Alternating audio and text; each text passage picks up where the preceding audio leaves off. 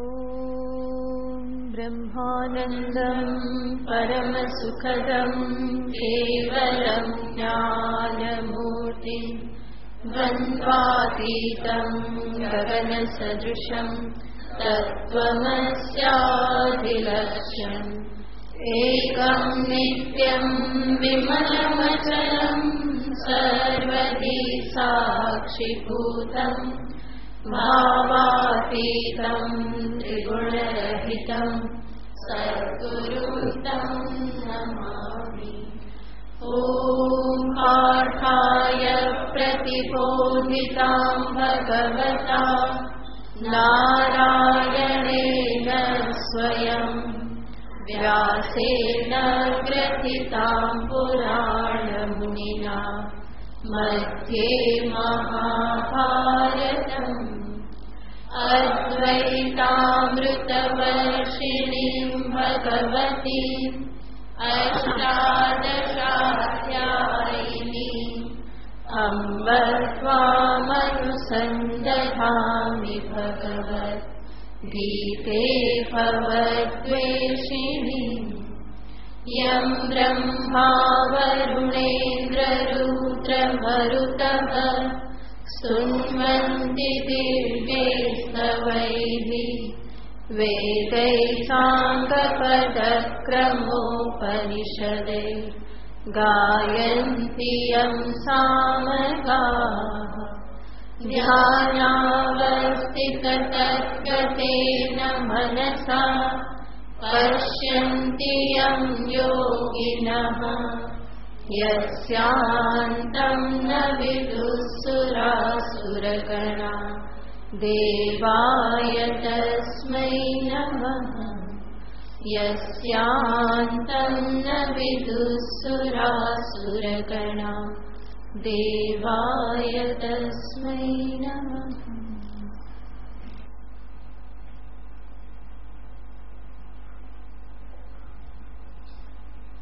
57 श्लोक। श्री भगवानुवाच चेतसा सर्वकर्माणि मयि सन्न्यस्य मत्परः बुद्धियोगमुपाश्रित्य मच्चित्तः सततं भव मच्चित्तः सर्वदुर्गाणि मत्प्रसादात् तरिष्यसि अथ चेत्त्वमहङ्कारान् न श्रोष्यसि विनश्यसि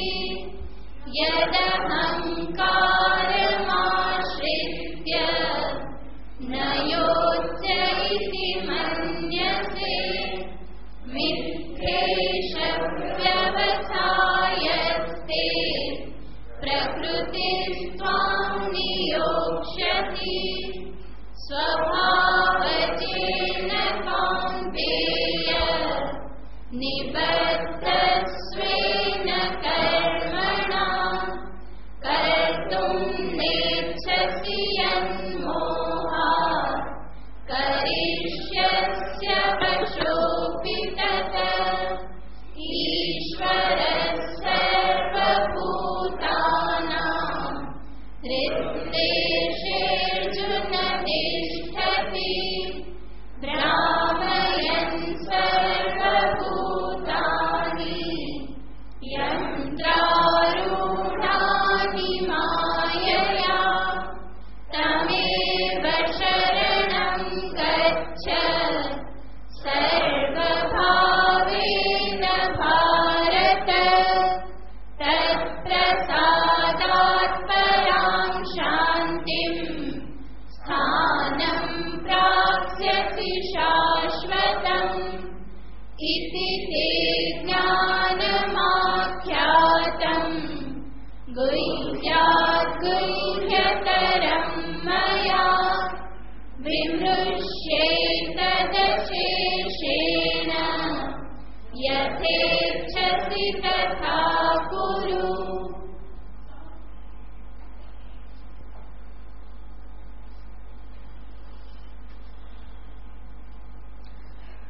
ભગવાન શ્રી કૃષ્ણચંદ્ર અર્જુનને છેલ્લે ઉપદેશ આપતા કહ્યું, તમેવ શરણમ ગચ્છ સર્વભાવેન ભારત. હે ભારત, તમ ઈશ્વરમ શરણમ ગચ્છ. ઈશ્વરને શરણે જા. ઈશ્વરને શરણે જવું એટલે શું? એનો અર્થ છે ઈશ્વરાનુસંધાનમ કુરુ. ઈશ્વરનું અનુસંધાન કર. અને ઈશ્વરનું અનુસંધાન એટલે શું? ઈશ્વરનું અનુસંધાન એનો અર્થ છે મારા જીવનના પ્રત્યેક વ્યવહારમાં મને ઈશ્વરનું સ્થાન સ્પષ્ટ રહે. ઈશ્વરના સ્વરૂપની સમજદારી જેટલી મને પ્રાપ્ત થાય એટલું જ ઈશ્વરને હું મારા જીવનમાં વધારે સ્થાન આપી શકું. માટે જ ઈશ્વરને શરણે જવા માટે ઈશ્વરના સ્વરૂપને, કાર્યને, સ્વભાવને, વ્યવહારને આ બધાને પણ સમજવાની જરૂર રહેશે. અને ભગવાને એ બધી બાબતોનું આગળ પ્રતિપાદન કર્યું કે ઈશ્વર એટલે કોણ છે. કર્માધ્યક્ષ, કર્મફલદાતા, એ પ્રમાણે ઈશ્વરનું સ્વરૂપ છે. તો એવા ઈશ્વરના શરણે જેને ભગવાને આગળ કહ્યું કે એ જ અંતર્યામી છે, સર્વભૂતાનાં હૃદયે તિષ્ઠતિ, એવા પરમાત્માના શરણે તું જા. કેવી રીતે? સર્વભાવેન મન વચન કર્મ સર્વ સાધન પૂર્વક અંતરના સર્વ ભાવોને, સર્વ વૃત્તિઓને ઈશ્વરની સાથે તું જોડતો જા. આ પ્રમાણે કરવાથી જ તત્પ્રસાદાત પરામ શાંતિમ, ઈશ્વરનો પ્રસાદ, પ્રસન્નતા તને પ્રાપ્ત થશે. અને ઈશ્વર પ્રસન્ન થાય તો શું આપે છે? શાંતિ, નિત્ય પદને એ આપે છે. જેવી રીતે કોઈ ધનવાન પ્રસન્ન થાય તો એ શું આપે? ધન આપે. કોઈ બલવાન પ્રસન્ન થાય તો એ રક્ષણ આપે. ભગવાન પ્રસન્ન થાય તો એ પોતાને જ આપી દેશ. કારણ કે શાંતિ, નિત્યપદ, મોક્ષ એ પરમાત્માનું જ સ્વરૂપ છે. તો એને જ અહીંયા ભગવાન કહેશે તત્પ્રસાદાત, એ પરમાત્માના પ્રસન્નતાથી, પ્રસાદથી તું પરમ શાંતિને પ્રાપ્ત કરીશ. અને શાંતિ પ્રાપ્ત થાય તો વિચાર પણ થાય. વિચાર થાય તો પોતાનું જે આત્મ સ્વરૂપ, જે ઈશ્વરથી અભિન્ન સ્વરૂપ, જે શાશ્વત પદ છે, નિત્ય પદ છે, એની પણ ઉપલબ્ધિ થાય. તો અંતે મોક્ષરૂપી ફળની પ્રાપ્તિ થાય છે, એ ભગવાને દર્શાવ્યું. અને આ સાથે ભગવાન જે ઉપદેશ આપી રહેલા હતા એનો ઉપસંહાર કરે છે. તો પછીનો શ્લોક જે છે એમાં ભગવાન ઉપદેશનો ઉપસંહાર કરે છે. ભગવાન કહેશે કે અર્જુન, આ જ્ઞાન તને આપવામાં આવ્યું. ફરી બોલો એ શ્લોક 63મો. ઇતિ તે જ્ઞાનમાખ્યાતં ગુહ્યાત ગુહ્યતરં મયા વિમૃશ્યૈતદશેષેણ યથેચ્છસી તથા કુરુ. ઇતિ શબ્દ ઉપસંહારને અર્થે છે, પૂરું થઈ રહેલું છે. ત્યાં સોતો શબ્દ વપરાય છે ઇતિ. ઇતિ શ્રીમદ ભગવદ્ ગીતાસુ, ઇતિ શ્રી શિવ પુરાણે, ઇતિ શ્રી દેવી ભાગવતે. તો ઇતિ જે છે એ પ્રકરણની સમાપ્તિને અર્થે, ગ્રંથની સમાપ્તિને અર્થે ઇતિ શબ્દનો પ્રયોગ કરવામાં આવે છે. ભગવાન પણ અહીંયા કહેશે કે અર્જુન, ઇતિ આ પ્રમાણે તે જ્ઞાનમ આખ્યાતમ, તને જ્ઞાન આપવામાં આવ્યું. કયું જ્ઞાન આપવામાં આવ્યું? ગુહ્યાત ગુહ્યતરમ. મંત્ર તંત્ર આ બધા જે છે એ ગુહ્ય છે. ગુહ્યતર કર્મયોગનું રહસ્ય છે અને ગુહ્યતમ જ્ઞાન આત્મજ્ઞાન જે છે એ ગુહ્યતમ છે. અને ભગવાન કહે છે કે એવું જ્ઞાન મેં તને આપ્યું. એતદ અશેષેણ વિમૃશ્ય, આ બધું જ અશેષેણ વિમૃશ્ય, જે કંઈ પણ તને કહ્યું છે એ સર્વ ઉપદેશને સામે રાખીને એનો વિચાર વિમર્શ કરીને યથેચ્છસી તથા કુરુ. ભગવાન છેલ્લે અર્જુનને કહી દેશે, હવે તારી ઈચ્છા પ્રમાણે તું કર. કારણ કે આ એક સનાતન સત્ય છે. મનુષ્ય હંમેશા શું કરવાનો છે? પોતાની ઈચ્છાઓ એ જ કરવાનો છે. અને ગુરુ, દરેક ગુરુ સમજે છે, એટલા માટે છેલ્લે શું કહી દેશે? હવે ઈચ્છાઓ એમ કર. ઉપદેશને અનુરૂપ કરે તો પણ એ શું હશે? એની ઈચ્છા હશે તો કરશે, અને નહીં હોય તો એનાથી વિપરીત પણ કરશે. તો ભગવાન પણ જાણે છે કે અંતે તો જીવ પોતાની ઈચ્છા પ્રમાણે જ વ્યવહાર કરે છે. માટે ભગવાન કહેશે યથેચ્છસી તથા કુરુ, હવે તારી ઈચ્છા પ્રમાણે તું કર. કારણ કે ભગવાને કહ્યું કે મારે તને જે કહેવાનું હતું એ મેં કહી દીધેલું છે. મેં કહેલું છે એના ઉપર વિચાર કરીને હવે નિર્ણય તારે લેવાનો છે. એનો અર્થ ભગવાન અર્જુનને પોતાના સિર ઉપર જવાબદારી લેવાનું કહે છે. અંતિમ નિર્ણય કોનો હોવો જોઈએ? તારો પોતાનો. પછી કાલ ઉઠીને એવું નહીં થવું જોઈએ કે તમે કીધું તું એટલે મેં કર્યું, તમે કીધું એટલે મેં યુદ્ધ કર્યું, અને તમે કહ્યું એટલે મેં યુદ્ધ ના કર્યું. એ તમે કહ્યું એવું નહીં. તારી ઈચ્છા, જે ઉપદેશ આપ્યો છે એના આધારે અંતિમ નિર્ણય તારે લેવો જોઈએ. માટે ભગવાન કહેશે યથેચ્છસી તથા કુરુ. તો જીવને પોતાની જવાબદારી લેતા શીખવું જોઈએ. હું જે કરું છું એની પાછળ જવાબદારી કોની છે? મારી છે. માટે ભગવાન કહેશે અર્જુન, મારા તરફથી કહેવાનું બધું કહેવાઈ ગયું, હવે તારે નક્કી કરવાનું છે કે શું કરવું. માટે ભગવાન કે યથેચ્છસી તથા કુરુ. મેં કહેવામાં કંઈ બાકી નથી રાખ્યું, મારી ઈચ્છા પ્રગટ કરવામાં પણ મેં કંઈ બાકી રાખ્યું નથી. તો અનેક વખત 18 અધ્યાયમાં ભગવાને 17 અધ્યાયમાં અનેક વખત અર્જુનને કહેલું છે તસ્માત યુધ્યસ્વ મામનુસ્મર યુધ્ય ચ નિયતમ કુરુ કર્મત્વમ કર્મજ્યાયો હ્યકર્મણઃ ન ત્યાજ્યમ દોષવદિત્યેકે. કર્મ જે છે એ છોડવા નહીં જોઈએ. આવું અનેક વખત ભગવાને કહેલું છે. સ્વધર્મમપી ચાવેક્ષ્ય, પોતાના ધર્મનો વિચાર કરીને પણ યુદ્ધ કરવું યોગ્ય છે. તો દરેક દ્રષ્ટિએ, વ્યાવહારિક દ્રષ્ટિએ, સામાજિક દ્રષ્ટિએ, પોતાના કર્તવ્ય પાલનની દ્રષ્ટિએ, પોતાનું પરમ લક્ષ્ય મોક્ષ એની દ્રષ્ટિએ, આ બધી દ્રષ્ટિથી તારે શું કરવું જોઈએ મેં મારા તરફથી કહી દીધેલું છે. તો મારી ઈચ્છા તો મેં ફરીને પ્રગટ કરી દીધેલી છે, પરંતુ છતાં પણ મારી ઈચ્છા એક સાથે સાથે કોની ઈચ્છા બનવી જોઈએ?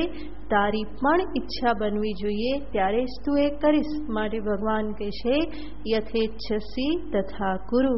તો ભગવાન સાથે સાથે કહી દેશે અશેષેણ વિમૃશ્ય, જે કહેલું છે એમાંનું કંઈ પણ ભૂલ્યા વગર બધા ઉપર વિચાર કરીને. તો ભગવાને અનેક વાતો કરેલી છે. અધ્યાત્મ સાધનાને સામે રાખીને ભગવાને કર્મ અને જ્ઞાનના સંદર્ભની સ્પષ્ટ વાતો અર્જુનની સામે પ્રગટ કરી દીધેલી છે. સર્વપ્રથમ ભગવાને કહેલું છે કે કેવી રીતે સકામ કર્મ એ બંધનકારી છે અને સકામ કર્મ કરતા નિષ્કામ કર્મ શ્રેષ્ઠ છે. દૂરેણ હ્યવરમ કર્મ બુદ્ધિયોગાત ધનંજય. બીજા અધ્યાયમાં ભગવાન કહી ચૂકેલા છે. એટલું જ નહીં, ભગવાને સાથે સાથે નિષ્કામ કર્મનું વિધાન કરી એની સ્તુતિ પણ ભગવાને કરેલી છે. નેહા વિક્રમ નાસુસ્તિ પ્રત્યવાયો ન વિદ્યતે સ્વલ્પમપ્યસ્ય ધર્મસ્ય ત્રાયતે મહતો ભયાત. નિષ્કામ કર્મની ભગવાને સ્તુતિ કરી. સાથે સાથે એ પણ દર્શાવ્યું કે આ નિષ્કામ કર્મ અંતઃકરણની શુદ્ધિને અર્થે છે. સંગમ ત્યક્ત્વાત્મ શુદ્ધયે યોગિનઃ કર્મ કુર્વંતી. ભગવાને એ નિષ્કામ કર્મથી અંતર શુદ્ધ થાય છે એનું પણ વિધાન કર્યું. સાથે સાથે ભગવાને દર્શાવ્યું કર્મણ્યેવાધિકારસ્તે મા ફલેષુ કદાચન. કર્મયોગનું પણ ભગવાને વિધાન કર્યું અને એ કર્મયોગ કર્મફલ ત્યાગરૂપ જે યોગ જે છે એની પણ ખૂબ ભગવાને પ્રશંસા કરી. ત્યાગાત શાંતિરનંતરમ 12મા અધ્યાયમાં આ ત્યાગ કરવાથી તરત જ શું મળી જાય છે? શાંતિ મળી જાય છે. તો એ પણ ભગવાને વાત કરી. સાથે સાથે બીજી બાજુ ભગવાને જ્ઞાનની પણ વાત કરેલી છે. પરંતુ કર્મ અને જ્ઞાન બંનેની વાતમાં ફરીને ભગવાને અર્જુનને માટે શું વિધાન કરેલું છે? કર્મ કરવાનું વિધાન કરેલું છે. અને લક્ષ્ય રૂપે જીવનના પરમ લક્ષ્ય રૂપે ભગવાને જ્ઞાનને મોક્ષને દર્શાવેલ છે અને એના સાધન રૂપે ભગવાને કર્મયોગને બતાવેલ છે. તો અર્જુનની મનોસ્થિતિને સામે રાખી ભગવાને અનેક વખત એને કર્મનું વિધાન કરેલું છે. સ્પષ્ટ શબ્દોમાં પણ કહેલું છે તસ્માત યુધ્યસ્વ નિયતમ કુરુ કર્મત્વમ. ફરીને ભગવાન આ વાત એને કરતા રહેલા છે અને માટે ભગવાનને અંતરથી બહુ જ વિશ્વાસ છે કે મેં જે ફરીને કીધેલું છે એ અર્જુનના હૃદય સુધી જરૂર પહોંચેલું જ છે. અને માટે સમસ્ત ઉપદેશનો જો એ વિચાર કરશે તો અંતે શું નિર્ણય કરવાનો છે? યુદ્ધ કરીશ. ભગવાનને એ બરાબર વિશ્વાસ બેસી ગયેલો છે. એટલા માટે જ આ છૂટું દોરડું મૂકે છે યથેચ્છસી તથા કુરુ. બાકી ત્યાં સુધી ભગવાન એમ છોડે એમ નથી. હજુ જો એમને એવું ન દેખાતું હોત તો બીજા 18 અધ્યાય પણ ચાલુ રાખત. પરંતુ એમને લાગ્યું કે ના, હવે અર્જુન બરાબર સમજી ચૂક્યા છે, મન શાંત થયેલું છે, મારું કહેવાનું તાત્પર્ય હવે બરાબર ગ્રહણ કરી ચૂક્યા છે. માટે ભગવાન હવે એને સ્વાતંત્ર્ય આપી દેશે. યથેચ્છસી તથા કુરુ. યથા શાસ્ત્ર યથા આચાર્ય. જે પ્રમાણે આચાર્ય ઉપદેશ આપ્યો, જે પ્રમાણે શાસ્ત્રનું તાત્પર્ય છે એને સામે રાખીને જો અર્જુન વિચાર કરશે તો ભગવાનને સ્પષ્ટ દેખાય છે કે અર્જુન કયો નિર્ણય કરશે? યુદ્ધ કરવાનો જ નિર્ણય કરશે. માટે ભગવાન કહેશે યથેચ્છસી તથા કુરુ.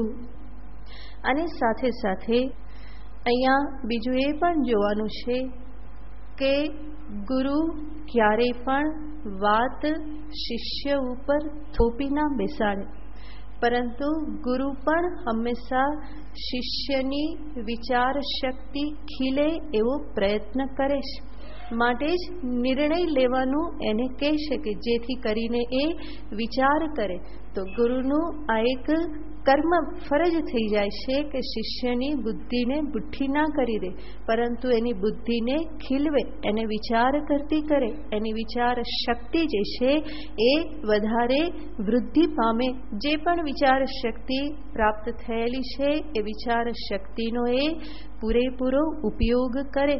માટે આ પ્રમાણે ભગવાન અર્જુનને પણ કહે છે. ભલે અર્જુને અનેક વખત કહ્યું, એક નક્કી કરીને કહી દો, પરંતુ ભગવાન શું કહે છે? યથેચ્છસી તથા કુરુ. મેં બધા વિકલ્પો તને બતાવી દીધા અને એ બધા વિકલ્પોમાંથી હવે શું કરવાનું એ તારે નક્કી કરવાનું છે.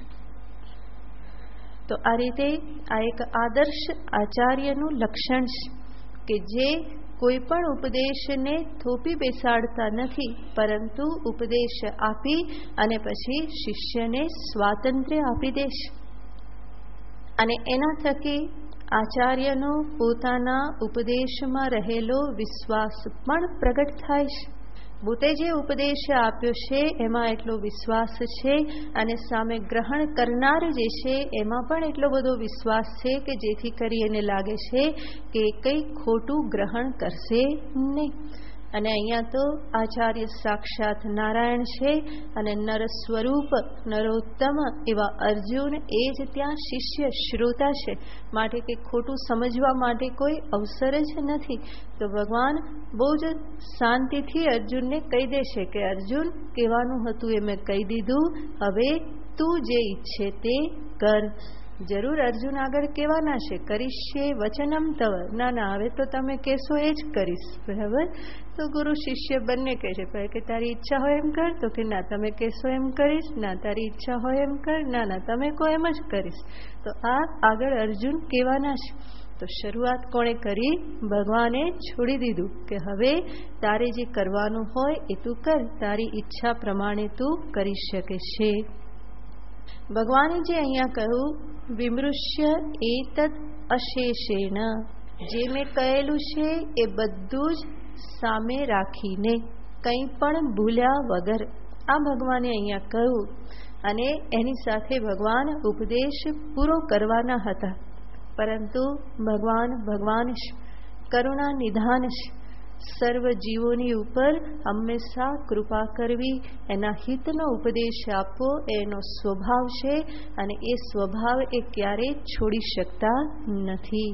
માટે ઉપદેશ પૂરો કરતા કરતા કરતા અર્જુનને તો કહી દીધું કે તું આ પ્રમાણે કર, મેં કીધું એ બધું યાદ રાખી અને નિર્ણય કર. પણ ભગવાનને પછી અર્જુન સિવાયના આપણા જેવા બધા યાદ આવ્યા હશે ને, કે અર્જુન તો બધું યાદ રાખી લીધું હશે, પરંતુ સામાન્ય જીવને માટે શું એમણે અત્યાર સુધી બધું કહ્યું એ બધું તો એને યાદ રહ્યું ના હોય. સાર શું છે, સંક્ષેપમાં શું કહેલું છે, એ તો બધું ક્યાં યાદ રહેવાનું. અને યાદ નહીં હોય તો એ પાછો 18 અધ્યાય કંઈ જોશે નહીં.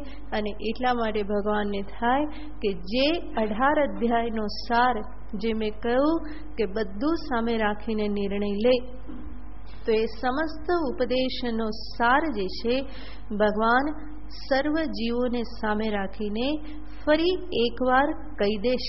તો પૂરું કરતા કરતા પણ ફરી જે દયાનો આવેશ, કરુણાનો જે આવેશ પ્રભુમાં જે છે એના પરિણામે એ ફરી એક વખત સમસ્ત ગીતાજીના ઉપદેશને 2 શ્લોકમાં ભગવાન કહી દેવાના છે. એની ભગવાન પ્રતિજ્ઞા કરે છે. તો પૂરું કરતા કરતા વિચાર આવ્યો કે સામાન્ય જીવો માટે પણ ફરી એક વખત હું કહી દઉં. તો ભગવાન અર્જુનને નિમિત્ત બનાવીને જ ફરી કહેશે કે હું તને ફરી મારા વચન કહું છું, તો હજુ એક વખત સાંભળી લે. આગળનો શ્લોક. સર્વગુહ્યતમં ભૂયઃ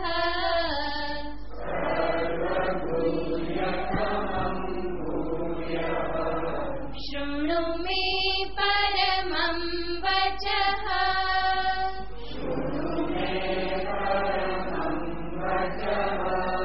ઇષ્ટોસી મે દૃઢમિતિ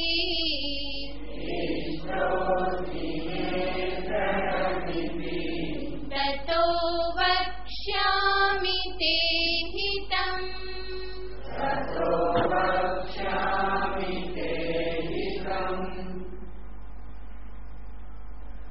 સર્વગુહ્યતમં મે પરમં વચઃ ભૂયઃ શૃણુ. હે અર્જુન, મારા આ ઉત્તમ વચનોને તું ફરી વખત સાંભળ. કે જે વચનો કેવા છે? સર્વગુહ્યતમમ, એ સર્વથી ગુહ્યતમ એવા રહસ્યને પ્રગટ કરનારા એવા આ ગુપ્ત વચનો છે, કે જેમાં કહેવામાં આવેલું છે એ બહુ જલ્દી સર્વત્ર પ્રાપ્ત થતું નથી. તો મેં પરમમ વચઃ, ભગવાન પોતાના વચનને કેવા કહેશે? પરમમ વચઃ. કારણ કે આ વચન સાંભળ્યા પછી, એના અર્થને સમજ્યા પછી બીજું કંઈ સાંભળવાનું બાકી રહેતું નથી. માટે આ વચન કેવા છે? પરમમ વચઃ.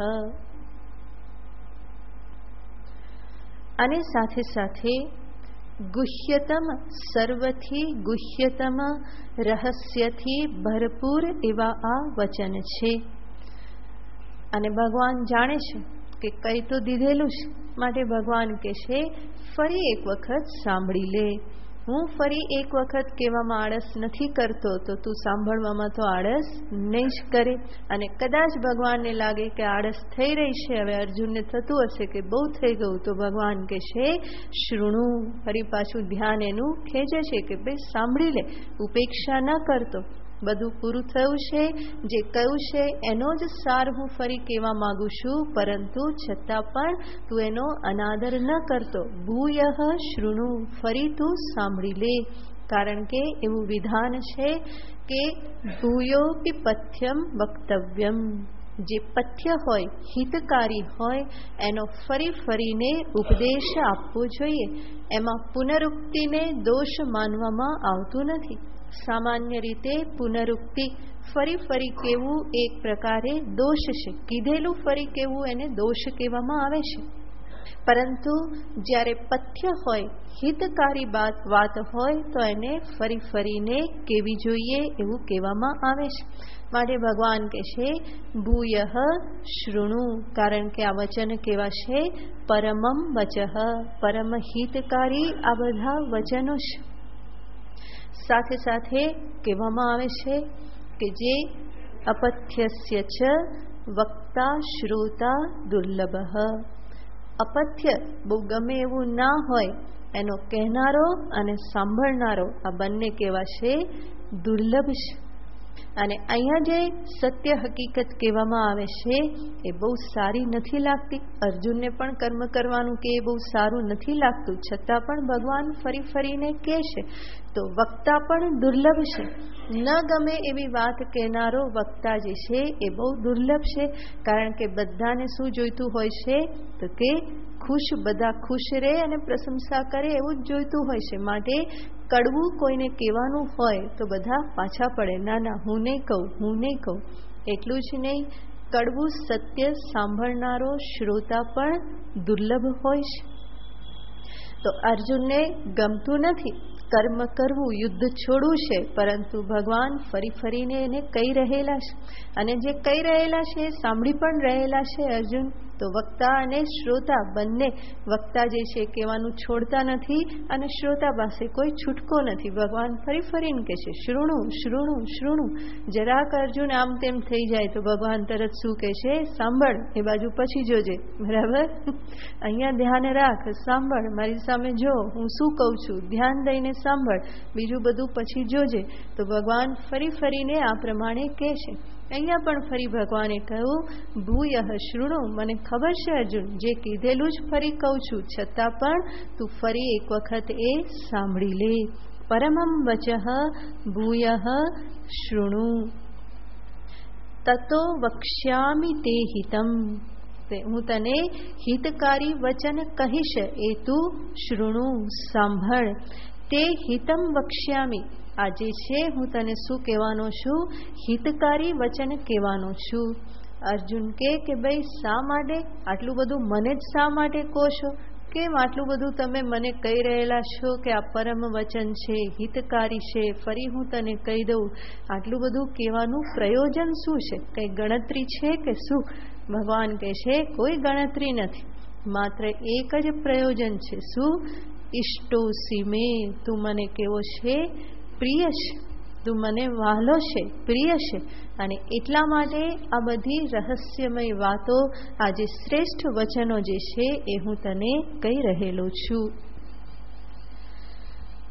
તો અર્જુન ભગવાનને બહુ જ પ્રિય છે, ભગવાનના પ્રેમ પાત્ર છે.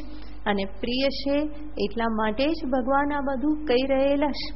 અને ભગવાનનો પ્રેમ પ્રાપ્ત કરવો હોય તો ઉપાય શું છે? પ્રેમ ક્યારેય કોઈની પાસેથી માગી શકાતો નથી. તમે મને પ્રેમ કરો, પ્રેમ આપો, એ પ્રમાણે કહી શકાતું નથી. અને કદાચ આપણું ફરી ફરીને આપણી ડિમાન્ડ સાંભળીને કોઈ કહી દે તો એમાં કંઈ હોતું પણ નથી, એ વાસ્તવિકતા નથી હોતી. તો અહીંયા પણ ભગવાન જ્યારે કહેશે કે અર્જુન પ્રિય છે, તો સ્વાભાવિક જ છે કે ભગવાનનો પ્રેમ પ્રાપ્ત કરવાની બધાને ઈચ્છા થાય. જેવી રીતે અર્જુન પ્રિય છે એવી રીતે હું પણ એનો પ્રિય બની જાઉં, એવી દરેકને ઈચ્છા થાય. પણ મેં કહ્યું એમ પ્રેમ માગી શકાતો નથી. માટે પ્રેમ પ્રાપ્ત થાય એના માટે જે કરવું જોઈએ એ કરવામાં લાગી જવાનું હોય. ઈશ્વરનો પ્રેમ કેવી રીતે પ્રાપ્ત થાય? જ્યારે જીવનમાં ધર્મ સદાચારની પ્રતિષ્ઠા થાય. હું ધર્મનું પાલન કરું, સ્વધર્મનું પાલન કરું, એ જ એમની આજ્ઞાનું પાલન છે. અને એમની આજ્ઞાનું પાલન કરવાથી જ પરમાત્માનો પ્રેમ પ્રાપ્ત થાય, પ્રીતિ પ્રાપ્ત થાય. તો સદાચારથી યુક્ત મારું જીવન થાય. અને આગળ ભગવાને જે કહ્યું, તમેવ શરણમ ગચ્છ સર્વભાવેન ભારત, એવી શરણાગતિ, એવી ભક્તિ પ્રભુ માટે અંતરમાં પ્રગટ થાય તો સામે પ્રભુ તો પ્રેમ કરવા માટે તૈયાર જ છે, રાહ જોઈને જ બેઠેલા હોય છે. કોઈ જીવ મને પ્રેમ કરે એટલી વાર, એક વખત આવ્યો હાથમાં તો પછી છોડવું નહીં. કારણ કે ભગવાનનો સ્વભાવ શું છે? પકડતા આવડે, છોડતા આવડતું નથી. માટે પછી તમે કહો કે હવે છોડો છોડો તો પણ છૂટાય નહીં. એટલા માટે તો ભગવાનના માર્ગે જો થોડુંક ડગલું માંડ્યું અને ભગવાનને ખબર પડી ગઈ કે આ ભક્ત બરાબર છે, તો શું કરે છે? ભગવાન ભાગવતમાં કહે છે કે સૌથી પહેલું કામ હું શું કરું છું? ભક્ત ઉપર મને પ્રીતિ આવી જાય અને એના ઉપર કૃપા કરવાની ઈચ્છા થઈ જાય તો પહેલું કામ હું શું કરું? તો કે એનું ધન હરણ કરી લઉં છું. આવું સાંભળે ને એટલે કે ના ના, આપણે પ્રેમ નથી જોઈતો, એ દૂર સારા કે બરાબર, બહુ નજીક જવું નહીં, બહુ ભગવાનના થવું નહીં. કારણ કે નહીં તો ભગવાન શું કરે છે? ધનનું હરણ કરી લે છે. બધું ધન જે છે ભગવાન લઈ લેશે અને એને કેવું બનાવી દે? તો કે ઠનઠનપાલ બનાવી દે. શા માટે એવું કરે છે? કારણ કે એ ધન થકી જ અનેક દૂષણ જીવનમાં આવે છે અને એ દૂષણથી બચાવવાને માટે વિવેક વૈરાગ્યની એના જીવનમાં પ્રતિષ્ઠા કરવાને અર્થે ભગવાન એના ધનનું હરણ કરી લે છે. અને ધનનું હરણ થાય તો સાથે સાથે લોકો પણ બધા દૂર થઈ જાય છે, એટલે એ ઝંઝટ પણ જતી રહે. પછી પેલો ભગત કરે શું? એકલો બેઠો શું કરે? ભગવાનનું ભજન જ કરે. તો ભગવાન ઈચ્છે છે કે અનન્ય ભાવે એ મારું ભજન કરે. તો કેટલી કૃપા કરે છે.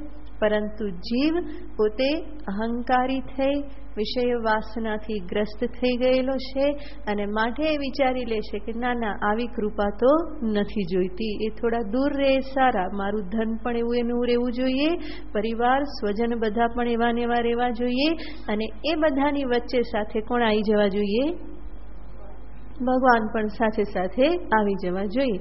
તો ભગવાન કહે છે કે એવું તો મને ફાવતું નથી, આપણે કોઈની જોડે રહેતા નથી, એકલા જ રહેવા માટે જોઈએ. તારું મન મને જોઈએ, તારી બુદ્ધિ પણ મને જોઈએ, કારણ કે મને તો નૃત્ય કરવા જોઈએ. અડફેટે કંઈ આવ્યા કરે તો મજા આવે નહીં. માટે આંગણું કેવું જોઈએ? હૃદયરૂપી આંગણું જે છે કેવું જોઈએ? એકદમ ચોખ્ખું જોઈએ. એક તો એમાં બીજું કંઈ નહીં હોવું જોઈએ અને સાથે સાથે કચરો પણ નહીં હોવો જોઈએ. એકદમ ચોખ્ખું જોઈએ ને તો જ નૃત્ય કરવાની મજા આવે ને. તો ભગવાનનો પ્રેમ પ્રાપ્ત થાય એના માટે ભગવાન સ્વયં આ બધા કાર્ય કરે છે. તો પહેલાં તો થોડીક ભક્ત શરૂઆત કરે તો પછી ભગવાન એને પૂરું કરી દે છે. પૂરેપૂરો એ પોતાનો ના થઈ જાય ત્યાં સુધી પાછળ પડી જાય છે અને પછી એને છોડતા નથી. તો ભાગવતમાં ભગવાન સ્વયં આ પ્રમાણે કહે છે. પૂતનાને પણ જ્યારે ભગવાને પકડી અને સ્તનપાન કરવા લાગ્યા, એના પ્રાણને ખેંચવા લાગ્યા, તો પૂતના પછી કહે છે છોડ છોડ મને, મૂંછ મૂંછ. ભગવાન કહે છે કે આપણને છોડતા આવડતું નથી, પકડતા જ આવડે છે, એ જ શીખ્યા છીએ. અને પકડે તો પછી ઉદ્ધાર કરીને જ છોડે છે. પછી એ પૂતના હોય, શિશુપાલ હોય, કંસ હોય, એનો ઉદ્ધાર કરીને જ ભગવાન છોડે છે. તો એટલા કરુણાવાન છે. જ્યારે એવા લોકોને પણ ભગવાન ઉદ્ધાર કરીને છોડતા હોય તો ભાવથી એને ભજનારો જે ભગત હોય એનું તો ભગવાન હંમેશા કલ્યાણ કરે છે, કારણ કે એ ભગવાનને પ્રિય છે. અહીંયા ભગવાન અર્જુનને કહે છે ઈષ્ટો સીમે, તું મારા માટે કેવો છે? પ્રિય છે, મને ખૂબ પ્રિય છે, વહાલો છે. અને એટલા માટે જ આ બધા વચનો, આ ઉપદેશ જે છે એ હું તને આપું છું. સર્વથી હિતકારી વચન છે.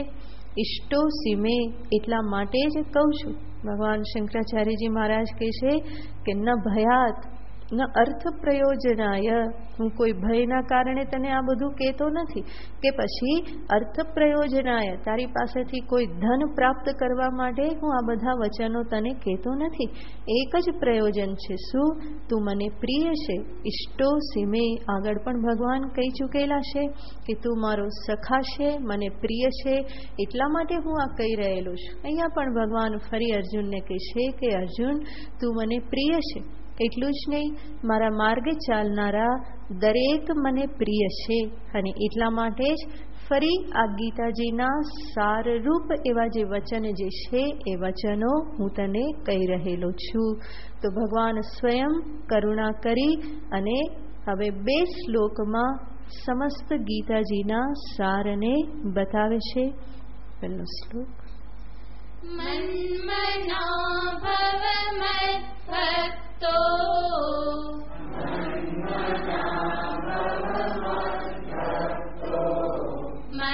મદ્યાજી મામ નમસ્કુરુ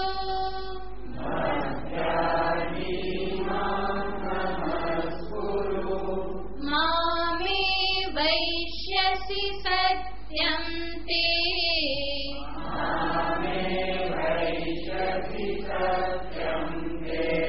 प्रतिजाने प्रियोऽसि मे।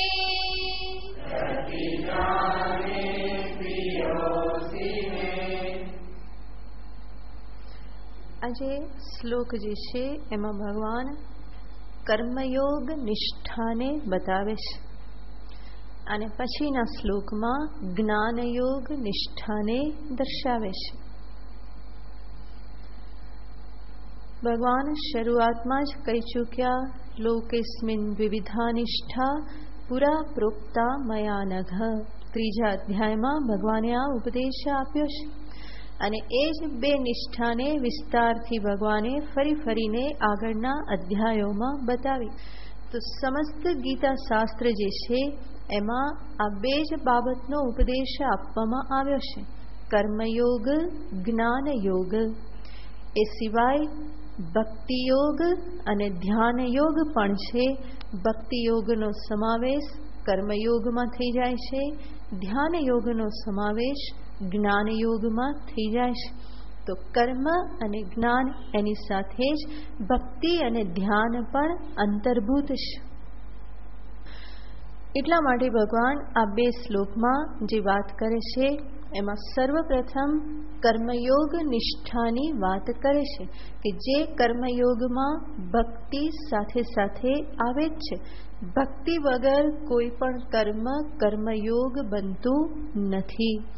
કર્મને કર્મયોગ બનાવનાર અંતરમાં રહેલી ઈશ્વરની ભક્તિ છે. કર્મ થકી જ્યારે હું ઈશ્વરનું અનુસંધાન કરું તો એ મારું કર્મયોગ બને છે. કર્મને બદલી નાખવાથી કર્મયોગ બનતું નથી, કે કર્મને બદલી નાખવાથી કોઈ મનુષ્ય કર્મયોગી પણ બની જતો નથી, પરંતુ બદલવાનું છે કર્મ પાછળનો ઉદ્દેશ્ય, ભાવના. અને એ ભાવના શું હોય? ઈશ્વરાર્પણ બુદ્ધિ. હું જે પણ કર્મ કરું ઈશ્વરને અર્પણ કરું. ઈશ્વરને અર્પણ કરું એનો અર્થ છે ફરીને ઈશ્વરને યાદ કરું કે આ કર્મ એના થકી એને આપેલા સંકલ્પથી, શક્તિથી, કૃપાથી, બુદ્ધિથી આ કર્મ થઈ રહેલું છે. અને કર્મ થયા પછી જે ફળ જે છે એને પણ ઈશ્વરને અર્પણ કરું, અને ઈશ્વરને અર્પણ કર્યા પછી જે પ્રાપ્ત થાય છે ઈશ્વર તરફથી એને હું પ્રસાદ રૂપે ગ્રહણ કરું. તો આને કહેવામાં આવે છે કર્મયોગ ભાવના. અને એવી ભાવના સાથે જીવન જીવવું તો એને કહેવાય છે કર્મયોગ નિષ્ઠા. અને એ કર્મયોગ નિષ્ઠા, કર્મયોગની જે પરાકાષ્ઠા એને ભગવાન આ શ્લોકમાં બતાવે છે. મન્મના ભવ, મદ્ભક્તો ભવ, મદ્યાજી ભવ અને મામ નમસ્કુરુ. ભગવાન છેલ્લે પણ હું કરવાનું છોડતા નથી. કારણ કે એમના હુંમાં હું ભળી જાય તો જ કલ્યાણ છે, એ જ પરમ હિત છે. માટે ભગવાન અહીંયા કર્મયોગીને માટે આ 4 વિધાન કરે છે. કર્મયોગ પૂર્ણ જીવન, ભક્તિપૂર્ણ જીવન કેવું હોય એને ભગવાન આ શ્લોકમાં બતાવે છે. એક આદર્શ કર્મયોગી, એક આદર્શ ભક્ત કેવા પ્રકારનો હોય એને ભગવાન અહીંયા કહે છે. મન મના ભવ. અર્જુનને ભગવાન સીધો ઉપદેશ આપે છે, આજ્ઞા કરે છે. મારામાં મન રાખવા વાળો થા. ભવ એટલે થા. મન મના ભવ, મારામાં મન રાખનારો થા. મત ભક્તો ભવ, તું મારો ભક્ત થા. એટલે કે મારું ભજન કરનારો થા, મને પ્રેમ કરનારો થા. મદ્યાજી, મારા માટે યજન કરનારો તું થા. યજન એટલે જે કંઈ પણ વૈદિક આદિ કર્મ જે છે એને યજન કહેવામાં આવે છે. અને છેલ્લે કહે છે મામ નમસ્કુરુ, મને તું નમસ્કાર કર. અહીંયા થોડો સૂક્ષ્મ વિચાર કરીએ તો આપણને જણાય કે ભગવાન આ એક પછી એક સોપાન બતાવે છે. સર્વથી શ્રેષ્ઠ સ્થિતિ છે મન મના ભવ. જે ભગવાને કહ્યું ભગવન્મય બની રહેવું એ કર્મયોગી કે ભક્તની સર્વશ્રેષ્ઠ સ્થિતિ છે. મન ભગવાનમાં જ રહે. અને એ સ્થિતિ સુધી ક્યારે પહોંચાય તો ભગવાન આગળના એને ઉપાયો બતાવે છે. સીધે સીધું ભગવાનમાં પૂર્ણ રીતે મન ન રહે તો પહેલા શું કરો? ભગવાનની ભક્તિ કરો, પ્રેમ કરો. એ પણ ન થાય તો શું કરો? સ્વધર્મ પાલન કરો. મત્યાજી ભવ. અને એમાં પણ ઈશ્વરાર્પણ ભાવનાથી કરવામાં કઠિનતા આવે તો શું કરો? ભગવાન કહેશે કમસે કમ મને નમસ્કાર કર. ત્યાંથી શરૂઆત કર. ત્યાંથી શરૂઆત કરીશ તો પછી આગળ વધી અને છેલ્લે ક્યાં પહોંચી જઈશ તો કે મારામાં મન રાખનારો થઈ જઈશ. તો મામ નમસ્કુરુ ભગવાન જે કહેશે એ નમસ્કારમાં ઘણું બધું આવી જાય. શું આવે તો કે ભગવાનને નમસ્કાર, ભગવાનની સેવા, પૂજા, અર્ચા આ બધું જ જે છે એમાં આવી જાય. તો ભગવાન દર્શાવે છે કે પહેલા તું આ પ્રમાણેના કર્મ કર. મારામાં મન રાખવા વાળો થવા માટે શરૂઆત ક્યાંથી કરવી પડશે તો કે આ નમસ્કાર આદિ ક્રિયાથી શરૂઆત કરવી પડે. તો જે ભગવાનને લઈને થતા કર્મ જે છે એનો તું પ્રારંભ કર. તારા જે પણ જીવન વ્યવહાર છે કર, પણ સાથે સાથે એમાં તું કોને ઉમેરી દે? ઈશ્વરને નમસ્કાર, એમની સેવા, પૂજા, સ્તુતિ, પ્રાર્થના આ બધાને જીવનમાં સ્થાન આપ. તો જ્યાં સ્થૂલ શરીર, વાણી, મન આ ત્રણે જેમાં જોડાય છે એવા કર્મો તું મને સામે રાખીને, મને વિષય કરીને તું કરતો થા. અને એ પ્રમાણેના જે કર્મ જે છે એ કર્મથી જરૂર સાધકને પુણ્ય તો પ્રાપ્ત થાય જ છે, સાથે સાથે ઈશ્વર અનુગ્રહ પણ પ્રાપ્ત થાય છે. ઈશ્વરની સાથે રહેવાનો, એનું ચિંતન કરવાનો, વિચાર કરવાનો પણ એને મોકો મળે છે. અને એ બધાના કારણે ધીમે ધીમે એનું મન જે છે એ શુદ્ધિને પ્રાપ્ત થાય છે. અને જેમ મન ધીમે ધીમે શુદ્ધ થયું આવા કર્મોથી તો પછી પોતાના સ્વધર્મ પાલનમાં એ વધારે દ્રઢ થઈ જાય છે.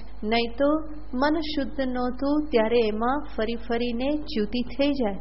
આજ કરું, ના કરું, કાલે કરું, આમ કરી નાખ્યું તો શું થઈ ગયું? થોડું આમ કરવામાં કંઈ વાંધો નહીં, થોડું આડાવડું કરવામાં કંઈ વાંધો નહીં, બધા કેટલું બધું કરે છે, હું તો થોડુંક જ કરું છું. આવી બધી જે મન દલીલો આપતું હોય એ હવે આપશે નહીં. તો સારામાં સારી રીતે સ્વધર્મનું પાલન કરતો થશે. અને જેમ જેમ સ્વધર્મનું પાલન થતું જાય, સ્વકર્તવ્યનું પાલન થતું જાય. એમ જેમ શુદ્ધિ પ્રાપ્ત થશે તો ફરી શું થશે? ઈશ્વર પ્રત્યેનો પ્રેમ જે છે એ વધતો જશે.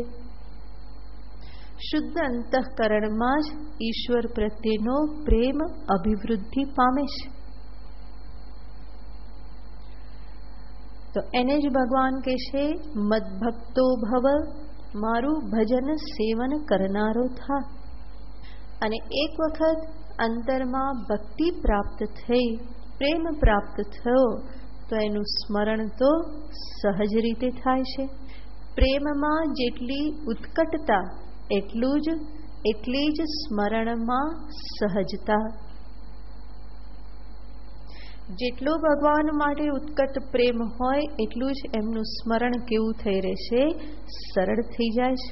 જેના માટે પ્રેમ હોય એને યાદ કરવું પડતું નથી. જે ભૂલાય એને યાદ કરવું પડે.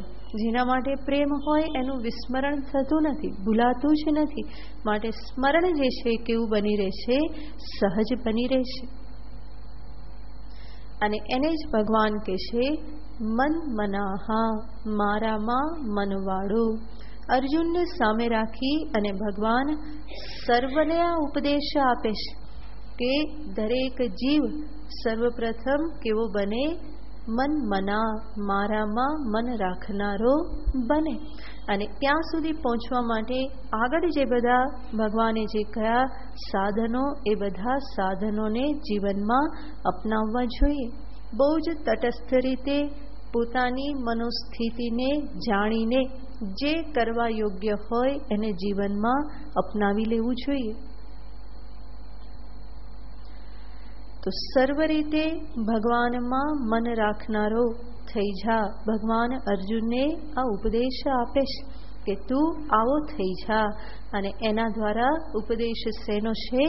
કર્મયોગ નિષ્ઠાનો ઉપદેશ છે. અને ભગવાનમાં મન રાખનારો એટલે કોણ? ભગવાન ભાષ્યકાર અહીંયા સરસ બતાવે છે, વાસુદેવે એવ સર્વ સમર્પિત સાધ્ય સાધન પ્રયોજન. ભગવાન વાસુદેવમાં જ સમર્પિત છે. શું? જેનું સાધ્ય, સાધન અને પ્રયોજન. સાધ્ય, જે પણ સાધ્ય છે એ કોને સમર્પિત છે? વાસુદેવને સમર્પિત છે. સાધ્ય એટલે જે કર્મફળ છે, એ કર્મફળ જે કોને સમર્પિત કરી દે છે? પરમાત્માને સમર્પિત કરે છે. સાધન, શરીર, વાણી, મન, આ છે સાધન. જેના શરીર, વાણી અને મન, આ જે પોતાના સાધનો જેણે ભગવાનને સમર્પિત કરી દીધેલા છે. અને પ્રયોજન, પ્રયોજનનો અર્થ જે અંતે જીવ જેને પ્રાપ્ત કરવા માગે છે, જે સ્વર્ગાદી લોક, પરમાત્મા પ્રાપ્તિ, મોક્ષ જે કંઈ પણ છે એ કોને સમર્પિત છે? વાસુદેવમાં જ સમર્પિત છે. તો એને ભગવાન અહીંયા કહે છે, મન મના ભવ. દરેક જીવને આ ઉપદેશ આપવામાં આવ્યો છે. અને આવી રીતે કરવાથી થશે શું? સ્વાભાવિક જ અર્જુન પૂછે કે પ્રભુ આટલું બધું તમારા માટે કરવાનું, પણ અંતે મળશે શું? તો ભગવાન કહે છે, મામ એવ એષ્યસી. આ બધું કરી અને તું કોને પ્રાપ્ત કરી લઈશ? મને જ પ્રાપ્ત કરી લઈશ. અને ભગવાનથી વધારે કિંમતી, મૂલ્યવાન બ્રહ્માંડમાં બીજી કઈ વસ્તુ છે? માટે જ આગળ આપણે જોયું કે ધની ખુશ થાય તો ધન આપે, બલવાન ખુશ થાય તો રક્ષણ આપે, અને ભગવાન ખુશ થાય તો ભગવાન સ્વયંને આપી દેશ, સ્વયંની પ્રાપ્તિ કરાવી દેશ. માટે ભગવાન અહીંયા કહે છે, મામ એવ એષ્યસી. આ બધું કરી અને અંતે તું કોને પ્રાપ્ત કરી લઈશ? મને જ પ્રાપ્ત કરી લઈશ. અર્જુન કે પ્રભુ નાનપણથી તમને ઓળખું છું, આવું તો કેટલુંય કીધું ને છોડી દીધું, તો હવે ભરોસો કેમ કરું? તો ભરોસો આપવા માટે ભગવાન કહેશે, સત્યમ તે પ્રતિજાને. અર્જુન, આ હું સત્ય પ્રતિજ્ઞા કરું છું. હે ને? આ ભક્તોની બલિહારી. ભગવાન પાસે બિચારા શું કરાવડાવે? આ પ્રમાણે પ્રતિજ્ઞા કરાવડાવે, વચન અપાવડાવે કે વચન આપો, કારણ કે પોતે વચનનું પાલન ના કરતો હોય એટલે. તો ભગવાન પણ અર્જુનને કહેશે, સત્યમ તે પ્રતિજાને, તારી સમક્ષ તારા માટે હું શું કરું છું? સત્ય પ્રતિજ્ઞા કરું છું. ભગવાને પ્રતિજ્ઞા કરવાની ક્યાં જરૂર છે? એનો સંકલ્પ જ સત્ય સંકલ્પ છે. છતાં પણ ભક્તને, સાધકને, જીવને ભરોસો અપાવવાને માટે ભગવાન આ બધું કરે છે. તો અર્જુનને કહેશે, અર્જુન હું સત્ય પ્રતિજ્ઞા કરું છું. શું પ્રતિજ્ઞા કરું છું? મામ એવ એષ્યસી, આ બધું કરી અને તું કોને પ્રાપ્ત કરી લઈશ? મને જ પ્રાપ્ત કરી લઈશ. ફરી અર્જુન કે મારી સામે આવી પ્રતિજ્ઞા કરવાની શું જરૂર? ભગવાન કે પ્રિયોસી મે, કારણ કે તું મને કેવો છે? આ બધા વચનથી એવું લાગે જાણે અર્જુન ગુરુ હોય ને ભગવાન કોણ હોય, ઊંધું ચાલતું હોય એવું લાગે. પણ ભગવાનની આ મહાનતા છે. ભગવાન કેટલા સરળ છે, કેટલા નમ્ર છે. અર્જુનને જે કહેવાથી ભરોસો બેસે, જે કહેવાથી અર્જુન નિશ્ચિંત થાય, એ બધું ભગવાન અર્જુનને કહે છે. અર્જુન તું મને જ પ્રાપ્ત કરીશ. આ બધું જે મેં તને કરવાનું કીધું એ કોઈ નિરર્થક નથી. મારું ભજન, મારામાં મન રાખવું, મારું યજન, મને નમસ્કાર આદિ ક્રિયા, આમાંનું કંઈ પણ ક્યારેય નિરર્થક જતું નથી. ભગવાનને માટે કરેલી કોઈ એક તુચ્છ ક્રિયા, બહુ જ સામાન્ય ક્રિયા જે છે, અલ્પ ક્રિયા પણ ક્યારેય નિષ્ફળ જતી નથી. ભગવાનનું એક વખત ઉચ્ચારેલું નામ પણ અનેક પાપને નષ્ટ કરી દેશે. રામ નામનો મહિમા વર્ણવતા કહેવામાં આવે છે કે એ પાપ હારીશ, પાપને નષ્ટ કરનારું છે. એટલે કહેશે કે રામ એટલું તમે જ્યારે બોલો તો રા ઉચ્ચારણ કરો એટલી વારમાં તો અંતરમાંથી બધા પાપ બહાર આવી જાય છે. અને પછી મ ઉચ્ચારણ કર્યું તો મોઢું બંધ થઈ ગયું, બારણા બંધ થઈ ગયા, ફરી પાપ અંદર આવી શકે નહીં. તો રા ઉચ્ચારણની સાથે બધું બહાર નીકળી ગયા પાપ. અને મકાર ઉચ્ચારણ એ શું છે? તો કે કપાટ પિધાનમ, એ બારણાઓ બંધ થઈ ગયા, હવે પાપ ફરી અંદર આવે નહીં. માટે એક વખતના રામ ઉચ્ચારણથી જે ભક્ત જે છે એ નિષ્પાપ થઈ જાય છે. ફરી પાછું પાપ આચરણ ના કરે તો બરાબર. તો રામ શબ્દનો આ મહિમા છે. દરેક પ્રભુનું નામ એવું જ મહાન છે. એને વાસુદેવ કો, નારાયણ કો, શિવ કો, દેવી કો, અંબા કો, જે કો તે દરેક ભગવાનના નામ જે છે એવા પવિત્ર છે. એક નામ ઉચ્ચારણમાં જો આટલી બધી શક્તિ હોય, આટલું એ પવિત્ર કરનારું હોય, તો જે નામ ઉચ્ચારણ પ્રેમ સાથે કરે, સર્વ વ્યવહારોને ભગવાન સાથે જોડે, બધું જ એના માટે કરે, તો એનું તો ફળ કેટલું બધું મહાન હોય. તો ભગવાન પોતાના માટે જે કંઈ પણ કરેલું હોય એનું અનેક ગણું ફળ કરીને આપે છે. તો હું તો મારા તરફથી થોડું કરું, પરંતુ ભગવાન એને પાછું કેવી રીતે વાળે છે? અનેક ગણું કરી અને પાછું વાળે છે.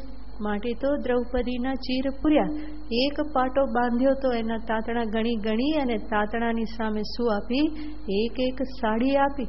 તો જેટલું હોય એના કરતાં અનેક ગણું કરીને પરમાત્મા હંમેશા આપે છે. એટલે જ કહેવામાં આવે કે દેવ કોઈનું દેવું રાખતો નથી, એને દેવું પસંદ જ નથી. કોઈએ કંઈ એના માટે કર્યું તો તરત આપી જ દેવાનું. બધો હિસાબ એ જ ક્ષણે કેવો થઈ જવો જોઈએ? સરભર, બલકી અનેક ગણું એ આપણને પ્રદાન કરે છે. તો અહીંયા ભગવાન કહે છે કે આ બધું જે મારા માટે કરે અર્જુન, એ કંઈ નિરર્થક નહીં જાય, એ મહાન ફળ આપનારું છે. અને મહાન ફળ શું? મામ એવ એષ્યસી, અને આ મારી સત્ય પ્રતિજ્ઞા છે. ભગવાન આ પ્રમાણે એટલા માટે કહે છે કે જેથી કરીને ભગવાનના વચનમાં લેશ માત્ર પણ શંકા રહે નહીં. આમ તો ભક્ત હૃદયને ક્યારેય શંકા ના રહે, પરંતુ ભલું પૂછો માનવ મનનું, ક્યારે એમાં કઈ શંકાઓ થવા લાગે ને કોના પર ડાઉટ કરવા લાગે, ભગવાન જાણે છે. માનવ મન આવું છે. માટે ભગવાન કહે છે આ મારી સત્ય પ્રતિજ્ઞા છે. અને ભગવાનની પ્રતિજ્ઞા ક્યારેય પણ નિષ્ફળ જાય નહીં. સત્યકામ સત્ય સંકલ્પ એ પ્રમાણે સ્વયં વેદ કહેશે. ઈશ્વર કેવા છે? સત્ય સંકલ્પ છે. તો સત્યમ તે પ્રતિજાને. શા માટે આવી પ્રતિજ્ઞા ભગવાન કરે છે? કારણ કે યતઃ પ્રિયોસી મે, કારણ કે અર્જુન તું મને કેવો છે? પ્રિય છે. તો ભગવાન અર્જુનને ફરીને કહે છે તું મને પ્રિય છે, તું મને પ્રિય છે, માટે હું આ બધું કહી રહેલો છું. અને એ જ હકીકત છે. આ ઉપદેશ અંતરમાંથી ત્યારે જ પ્રગટ થાય છે જ્યારે પ્રેમ પ્રગટ થાય.